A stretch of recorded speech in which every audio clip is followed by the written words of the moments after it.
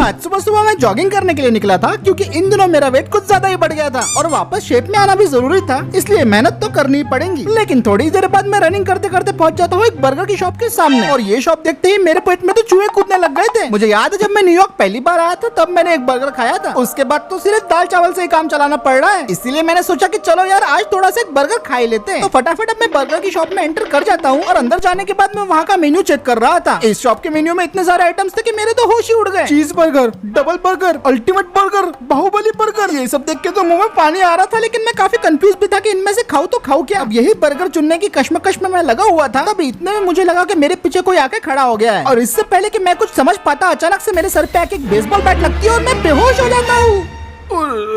मैं कितनी देर तक बेहोश था मुझे इस बात का तो कोई अंदाजा नहीं था, लेकिन कुछ देर बाद मुझे अपने आसपास कुछ लोगों की बातें करने की आवाजें आने लगी, जिसकी वजह से मेरी आंखें खुल जाती है। ऑलरेडी मुझे काफी तकलीफ हो रही थी, लेकिन जैसे ही मैं उठ के अपने चारों तरफ देखता हूँ तब मेरे दिमाग में बस एक ही ख्याल आता है कि अब मैंने क्या कर दिया यार, क्योंकि मुझे चारों तरफ से कुछ मिलिट्री कॉस्ट्यूम पहने अजीब से बंदों ने घेर लिया था। सारे के सारे बंदे हथियारों से लैस थे और ये लोग न जाने मुझे कौन से आइलैंड पे उठा के लेके आ गए थे। और इनका जो बॉस था मैं उसे देख के तुरंत पहचान गया, क्योंकि यही बंदा मेरे गैरेज में इंडियन कार्स को पुलिस कार बनाने के लिए आया था। अब वहाँ का मेन बॉस मुझे बोलने लगता है, अबे क्यों बे मूसा मोटर वाले, दूसरों के काम में टांग अड़ाने की आदत हो गई है तुझे। मैंने तुझे जितना काम दिया अगर तू उतना करता तो आज तू कबीरा के सामने ना होता। ये सुन के मैं उसे बोलने लगता हूँ कि आपने अपना नाम तो डिटेक्टिव रॉय बताया था ना, तो ये कबीरा कौन है? मैं हूँ कबीरा, कबीरा जो तेरी अभी जान लेने वाला है। अबे भूतनी के, तू जानता भी है जो पुलिस कार को तूने डिस्ट्रॉय किया था उसमें कितना माल भरा हुआ था। मुझे इस बात का कोई आइडिया नहीं था कबीरा भाई। मैंने वो कार्स को बस इसलिए डिस्ट्रॉय किया था ताकि कोई पुलिस केस में मेरा नाम ना आए। पुलिस लिस्ट में तो नहीं पर मेरी हिट लिस्ट में तेरा नाम अभी आ चुका है। नहीं कबीरा भाई प्लीज ऐसा मत करो, मैं जानबूझ के वो सब नहीं किया था। अब मुझे मारने से क्या आपका लॉस रिकवर हो जाएगा? भूत नहीं के तेरे अंदर 6 के 6 गोलियां उतारने का मन कर रहा है, पर तू बात बिल्कुल सही कर रहा है। तुझे मार के मेरा कोई फायदा नहीं है, नुकसान तो तूने किया है वो भी बहुत बड़ा, अब उसकी भरपाई भी तुझे ही करनी होगी। अब ये सुनने के बाद मेरी जान में जान आई और मैं कबीरा भाई से पूछने लगता हूँ कि मैं आपके लिए क्या कर सकता हूँ भाई। अबे मेरा एक काम है जो बहुत दिन से अटका हुआ है, मुझे ऐसा लगता है कि वो तू कर सकता है। और आपको ऐसा क्यों लगता है कबीरा भाई? जिस तरीके से तूने मेरे आदमियों को मारा, मेरे गाड़ियां ब्लास्ट कर दी है, मेरा पैसा मुझसे छीन लिया, उसी तरीके से मुझे लगता है कि तू इतना बड़ा 30 मार खान तो है कि ये काम कर लेगा। ज्यादा सवाल करेगा तो मरेगा, अगर जिंदा रहना है तो ये काम करना पड़ेगा। ठीक है कबीरा भाई, मैं ये काम कर दूंगा आपका, बस इसके बाद मुझे छोड़ देना। छोड़ने और पकड़ने की बात हम बाद में देखेंगे, पहले मेरे पीछे आ। अब इतना बोलने के बाद कबीरा मुझे अपने एक अंडरग्राउंड टनल की तरफ लेके जाने लगता है और फिर टनल क्रॉस करने के बाद मेरी आंखों के सामने जो आता है वो सब देख के मैं बिल्कुल पूरी तरीके से हक्का बक्का रह जाता हूँ, क्योंकि कबीरा के इस अंडरग्राउंड गोडाउन में उसने काफी सारे सोने की बिस्किट जमा करके रखे हुए थे और इन सब की वैल्यू ऑलमोस्ट 400 से 500 करोड़ रुपए के आसपास हो सकती थी। और तभी इतने में कबीरा मुझे बोलने लगता है, तू जो ये सोना देख रहा है ना, इसे जमा करते करते लोगों की पूरी जिंदगी गुजर जाती है, लेकिन मैंने 6 महीने में 6 बिटकॉइन बेचकर ये सब इकट्ठा किया है। ये सारा सोना सिर्फ मेरा है, मैं चाहूँ तो इससे आधा शहर खरीद लूँ, पर सरकार। हाँ जानता हूँ, सरकार को इसकी भनक पड़ गई है और अब वो इससे टैक्स वसूलना चाहती है आपसे। बिल्कुल सही कहा मूसा मोटर वाला, पर मैं सरकार को एक पाई नहीं दूंगा। सरकार ने मेरे लिए किया ही क्या है, सारी मेहनत मैंने की, सारे बलिदान मैंने दिए और वो सरकार ये पैसा लेके जाएंगी, ऐसा मैं होने नहीं दूंगा। इसलिए तुझे अब मेरा एक काम करना पड़ेगा मोटर वाला। और वो काम क्या है? किसी भी तरह इस सोने को शहर से बाहर पहुंचा दो, बस तुम्हें इतना ही करना है। अब ये सुनने के बाद मैं उसे बोलने लगता हूँ कि ये काम तो कुछ ज्यादा ही आसान है। I mean, ये काम तो आपकी गैंग में से कोई भी बंदा कर देगा, इसमें खास बात क्या है? लगता है तुझे ये बात पता नहीं है, जितना बड़ा पैसा उतने बड़े दुश्मन। अब समझ में आया कबीरा भाई कि आप क्या कहना चाहते हो। तो क्या आपके दुश्मन भी इस काम के बीच में आएंगे? हाँ, वो पूरी कोशिश करेंगे कि ये सोना तू शहर के बाहर ना लेके जा पाए। और पहले कह दे रहा हूँ कि इसमें जान भी जा सकती है, काम संभल के करना पड़ेगा, और अगर काम नहीं हुआ ना तो मैं तेरी जान ले लूंगा। और अगर अब सब समझ में आ गया हो तो कल सुबह शिपयार्ड लेन की तरफ पहुंच जाना, याद से एक बहुत बड़ा ट्रक लेके आना जिसमें सोना लोड कर सको। कल सुबह याद से, वरना तेरी कल की सुबह आखिरी होगी। एक मुसीबत खत्म हुई नहीं कि दूसरी मुसीबत मेरी शुरू हो चुकी है। इतने सारे सोने को शहर से बाहर लेके जाना है, वो भी पुलिस वालों और गुंडों से बच के। खतरा दोनों तरफ से रहने वाला था, तो इसके लिए मुझे अब ऐसा प्लान लगने वाला है जो कि पहले कभी किसी ने ट्राई ही नहीं किया हो। अब मैं अपने घर पे आ गया था और सोच रहा था कि क्या किया जाए। अभी कुछ ही टाइम पहले ब्रॉक लेसनर को हरा के आया हूँ, लेकिन अब तो मैं स्मगलिंग के चक्कर में फंस चुका हूँ। समझ में नहीं आ रहा था कि सोने को छुपाऊं तो छुपाऊं कैसे, क्योंकि ट्रक की चेकिंग के टाइम पे तो सब कुछ पता ही चल जाएगा। लेकिन जब मैं टीवी पे पुष्पा मूवी देख रहा था तभी मुझे आइडिया आता है, और मुझे अब ऐसा लग रहा था कि मुझे इस तरीके से भी कुछ ट्राई करना चाहिए। और फाइनली अब मैं समझ गया था कि सोने को किस तरीके से छुपाना है। वो कहते हैं ना, मूवी सीरीज सबसे ज्यादा इंस्पायर करती है, तो आज ये सीन देख के मालूम पड़ गया था कि ये बात तो 100% सच है। इसलिए मैं फटाफट उठता हूँ और अपने एक ट्रक डीलर फ्रेंड को कांटेक्ट करके बोलने लगता हूँ, हेलो भाई, तुम्हारे पास जो भी टिप्पर ट्रक अवेलेबल है ना, उसका बस मुझे इंतजाम कर दो, मुझे बस एक दिन के लिए चाहिए। हाँ मैं समझ गया भाई, बस एक दिन के लिए चाहिए, कोई भी चलेगा। हाँ ठीक है, मैं पेमेंट कर दूंगा, ओके कोई इशू नहीं। ठीक है, कल मिलते हैं भाई। चलो फाइनली ट्रक का इंतजाम तो हो गया था, अब चलता हूँ सोने और अगली सुबह देखते हैं कि क्या होता है। ओ साहब जी, जैसा आपने बोला था मैंने आपके लिए ट्रक का इंतजाम कर दिया। ओ हमको इससे बड़ा ट्रक नहीं मिला, पर ये अपने आप में बहुत बड़ा है साहब जी। अब मेरे फ्रेंड ने जो मुझे ट्रक दिखाया था वो था टाटा सिग्नल टिप्पर ट्रक। ये एक हैवी ड्यूटी ट्रक था, और जैसे मैंने सोने को स्मगल करने का प्लान बनाया था उसके लिए ट्रक परफेक्ट था। तो भाई इसका एक दिन का किराया आप कितना चार्ज करने वाले हो? ओ साहब जी, 6,500 रुपए और पेट्रोल तुमको डालना पड़ेगा। यार तुम दोस्त हो इसलिए मैं तुम्हारे पास आया, उसके बावजूद तुम मुझे इतना महंगे में दे रहे हो यार। वो साहब जी मत लोगो, 10,500 रुपए में देता, पर तू अपना दोस्ती से 6,500 रुपए। चलो भाई ठीक है, ये लो कैश। ओए थैंक यू साहब जी, मैं चला मोमोज बनाने, ठेले पे तो बहुत बुलूंगी चिंचुन चा। तो चलो मेरे पास अब ट्रक तो आ गया था, इसलिए मैं फटाफट ट्रक के अंदर बैठ जाता हूँ और उसे स्टार्ट कर देता हूँ। और ये ट्रक तो लिटरली शेर की तरह गुर्रा रहा था। और फिर फर्स्ट गियर डाल के मैं ट्रक को लेके यहाँ से निकल पड़ता हूँ। अभी मुझे सबसे पहले इस ट्रक को लेके कबीरा भाई के अड्डे पे पहुँचना था, जो कि डॉकयार्ड लेन की तरफ था और यहाँ से लगभग 20 किलोमीटर दूर था। तो वहाँ पे पहुँचने के बाद सबसे पहले मुझे सामान को पिकअप करना होगा, और सामान से मेरा मतलब है कि वही सोने की बिस्कुट। आज संडे का दिन था तो वैसे भी रोड पे उतना ट्रैफिक नहीं था, तो उम्मीद है जो मैं काम करना जा रहा हूँ वो पूरी तरीके से सक्सेसफुली होगा। और दोस्तों ये टाटा सिग्नल टिप्पर GTIndiaMost.com पे अवेलेबल है, वहाँ से आप इसे परचेज भी कर सकते हो। तो अब फाइनली आधे घंटे के बाद मैं कबीरा भाई के अड्डे पे पहुँच गया था, और यहाँ पे तो इन लोगों ने पूरा इंतजाम करके रखा था। और फिर उसके बाद कबीरा भाई मुझे बोलने लगते हैं, अबे तू श्योर तो है ना, क्या तू इस ट्रक से ये काम कर भी पाएगा? मुझे लगा तू मैं क्या कोई और बड़ा ट्रक लेके आएगा। कबीरा भाई अगर मैं बड़ा ट्रक लेके आता तो ज्यादा लोग इसके ऊपर शक कर सकते थे, इसीलिए मैं टाटा सिग्नल उठा लाया, इस पे कोई शक नहीं करेगा। चल अब तू बोल रहा है तो ठीक है। ए भोपिया, चल लोड कर गाड़ी में सामान। अब सबसे पहले तो कबीरा अपने सारे सोने की बिस्कुट टिप्पर के कंटेनर के अंदर लोड करवा देता है, और ये सारे गोल्ड की वैल्यू थी लगभग 200 करोड़ के आसपास। और जब कंटेनर में सारे सोने की बिस्कुट लोड हो गए, तब बारी थी मेरे प्लान के अनुसार इन बिस्किट को छुपाने की। ए भोपिया, ट्रक के अंदर जल्दी से गिट्टी डाल दे। ओके भाई, मैं हूँ गिट्टी वाला, अब मैं इसमें गिट्टी डाल दूंगा।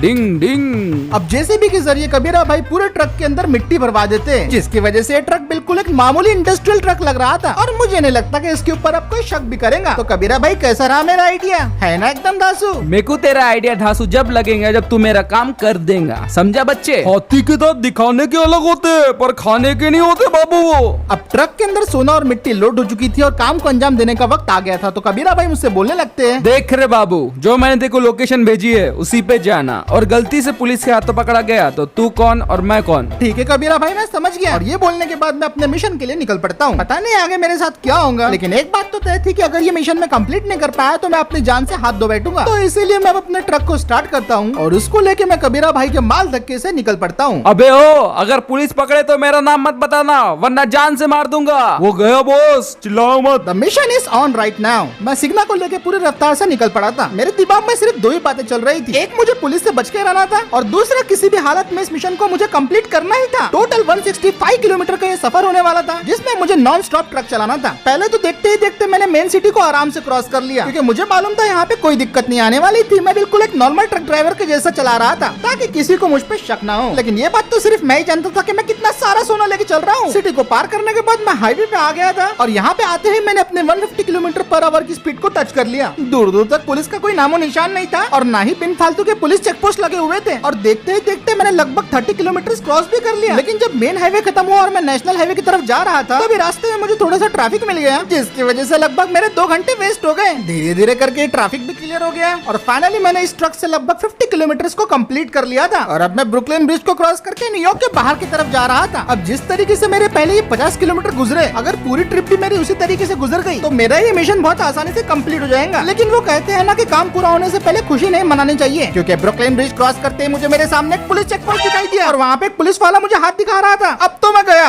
ओ बाबू ओ साइड में दबा रे बाबा। अब मैं यहाँ पे कोई गड़बड़ चाहता नहीं था, इसलिए मैं पुलिस वाले की तरफ अपना ट्रक रोक देता हूँ और वो पुलिस वाला मुझसे पूछने लगता है, क्यों बे चिकने, इतने जल्दी कहाँ जा रहा है? कहीं तू बंगाली कैंप से रेती चोर के तो नहीं लेके जा रहा है? अब मैं पुलिस वाले को जवाब देता हूँ, अरे नहीं नहीं सर जी, ये रामाला तालाब की मट्टी है, इसी से मैं मटके बनाता हूँ। ये चिकनी मट्टी मटके बनाने में बहुत काम में आती है। अच्छा तो तू मटके बनाता है, और क्या है ट्रक के अंदर? कहीं तू वो तो नहीं लेके जा रहा जो मैं सोच रहा हूँ? सच सच बता दे। नहीं सर जी, ऐसा कुछ भी नहीं है, लगे तो आप चेक कर लो ट्रक में। चेक तो मैं कर लूंगा, पहले ये बता तेरा नाम क्या है? मैं तो मूसा मोटर वाला हूँ। Oh my God, Musa motor वाला, मैं तो आपको जानता हूँ, मेरा बेटा आपका बहुत बड़ा फैन है। आप ही ने ब्रॉक लेसनर को हराया है ना? हाँ ये बस कुछ दिन पहले की बात है, लेकिन ये आपको कैसे पता सर जी? अरे मैच देखने मैं भी आया था, पर उस टाइम तुम थोड़े अलग लग रहे थे। हाँ मैंने वर्कआउट बंद कर दिया तो थोड़ी सी हालत उतर गई मेरी। तो क्या सर जी मैं जा सकता हूँ? अरे तुम तो बहुत अच्छे नागरिक हो, मैं तुम्हारी गाड़ी चेक नहीं करूंगा, चले जाओ मेरे दोस्त। तुम्हारे जैसा अच्छा इंसान ट्रक के अंदर स्मगलिंग थोड़ी ना करेगा।